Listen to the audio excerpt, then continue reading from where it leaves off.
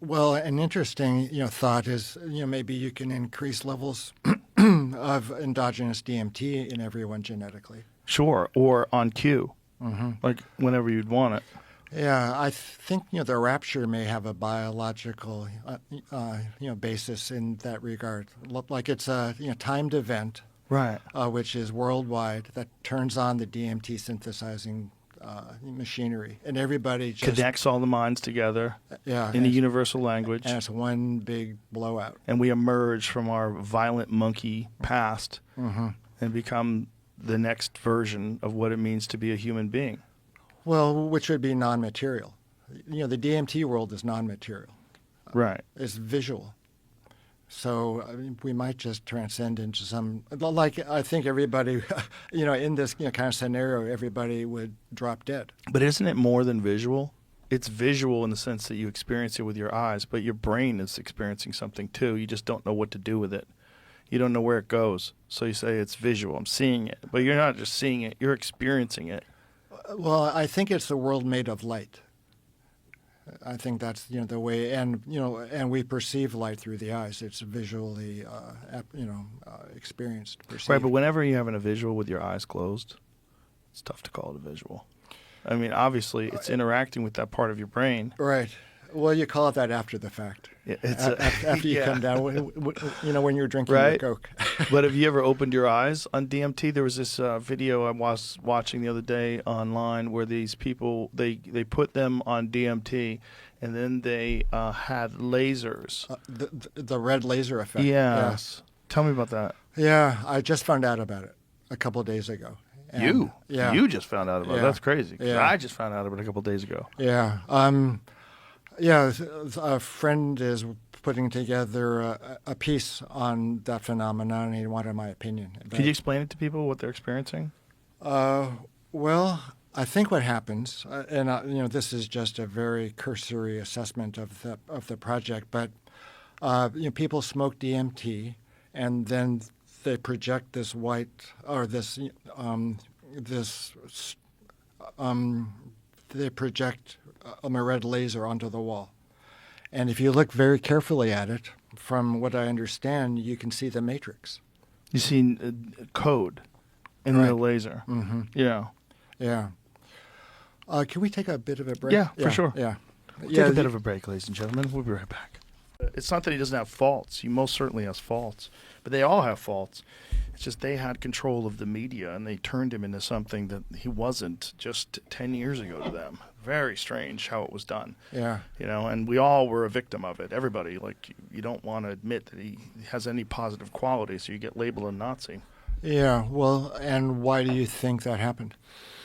Well, because he is an outsider, and he is someone who did not come through the political system, so doesn't have all these relationships and all of these intertwined conflictions with corporations and all these different businesses that have paid for his campaign. The campaign's self-financed. And then you have someone who didn't play the game to get in there.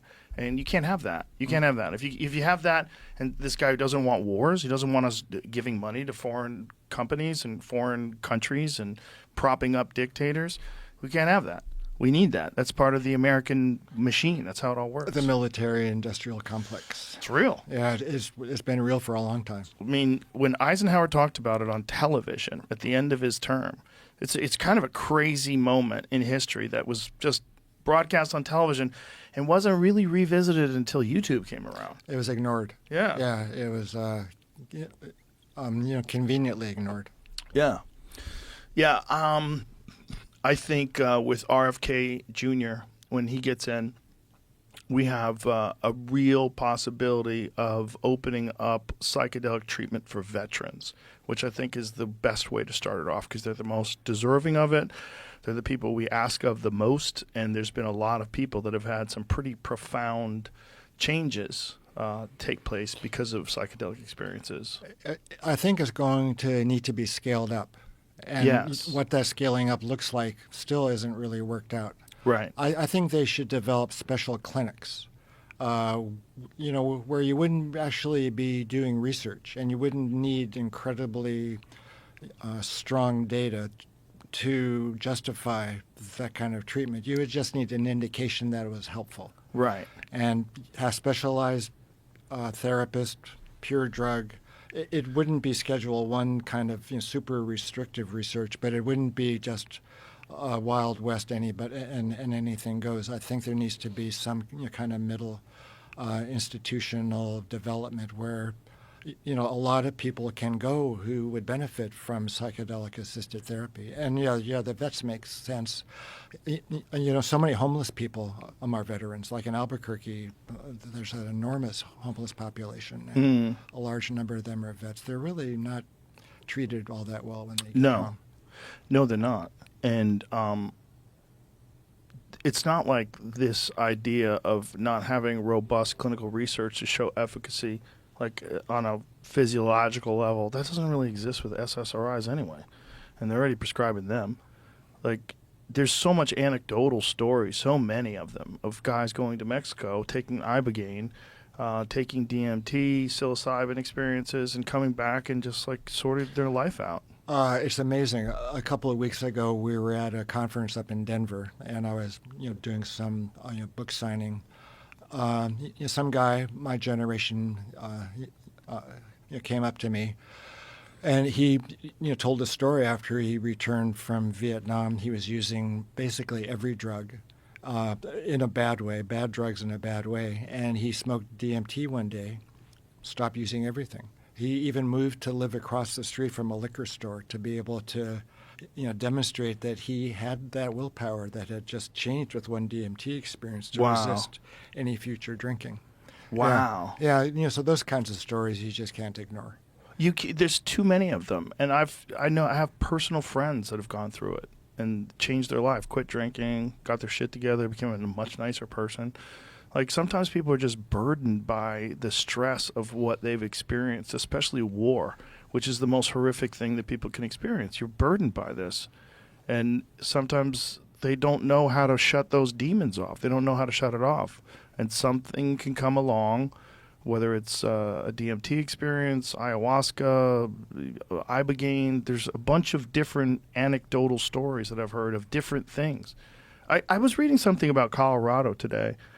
Colorado is doing some new psilocybin research thing where they're opening up clinics now. Yeah, they're going to be opening up these healing clinics, which will be more or less based on the Oregon model.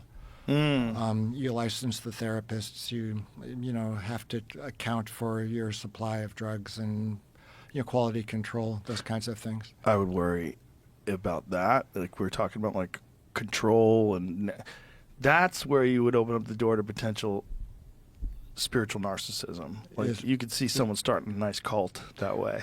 Well, who controls the mushrooms? Who controls the mushrooms? Well, it wouldn't be the first time that psychedelic cults emerged. Yeah.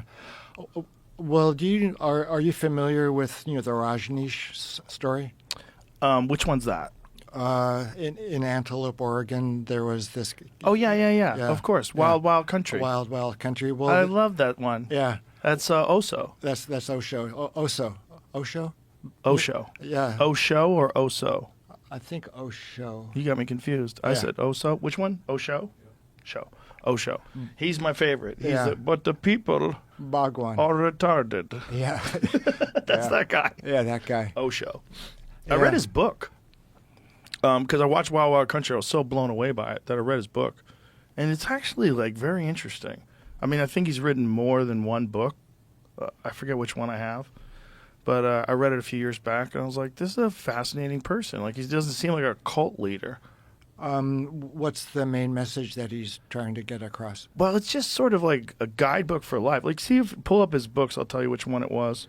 The Book of Secrets. It's got a Zen Tarot. Can you show me what they look like so I can see the covers? It's got a bunch of books. One would always wonder if... It's one of the few books I have that's a physical copy, too. I'd have to go back and look at it. You kind of wonder if these are transcriptions of his talks or things that other people helped him write, or even things that other people wrote for him. For the people. Zorba the Buddha. By the people. They did a dirty thing there. where they took all those homeless people and they brought them so they could count as voters, and then they kicked them out. Yeah, yeah. Weren't they trying to poison the city council or something? They poisoned everybody. They poisoned people when they were trying to take over politically. But that was that one woman. What was her name? Rita? Was that her name? The one woman who got in trouble. She was kind of running the cult. She was right. She was pretty brutal. Well, I spent some time at a Zen monastery. I was actually, as a young man, thinking of becoming a monk. How long did you spend there? Not that long, because my depression lifted while I was there. I think my motivation to become a monk was because of how depressed I was. I didn't think I was able to really function any other way than in a cloister, more or less. I wouldn't. Yeah, but then my depression cleared and I went back to school. Yeah, but I stayed associated with them for over 20 years. I went up there. What do you attribute your depression lifting to?